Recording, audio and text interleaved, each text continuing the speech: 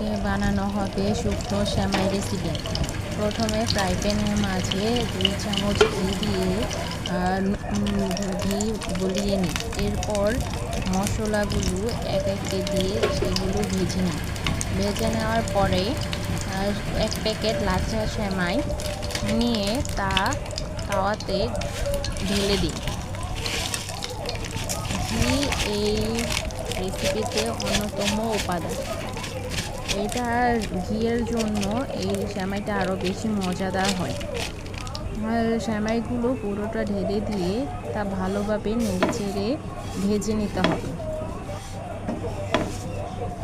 ভালোভাবে ভেজে নিয়ে এতে সামান্য পরিমাণ লবণ আমি দিতে ভুলে গিয়েছি, পরে আমি অফ ক্যামেরায় দিয়ে নিয়েছিলাম।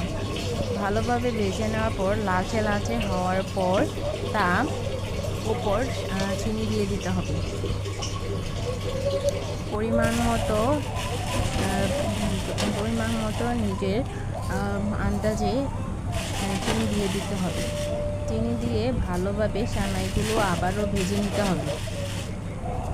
ভালোভাবে চিনিগুলো দিয়ে ভেজে নিতে হবে।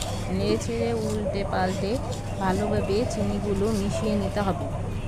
আমি এর ওপরে কনডেন্স মিল্ক দিয়েছি। যদি গুঁড়ো দুধ থাকে তাহলে আপনারা তাও দিতে পারেন। আমার হাতের কাছে কনডেন্স মিল্ক ছিল বিধায় আমি কনডেন্স মিল্ক দিয়ে দিয়েছি। দুটোতেই সমান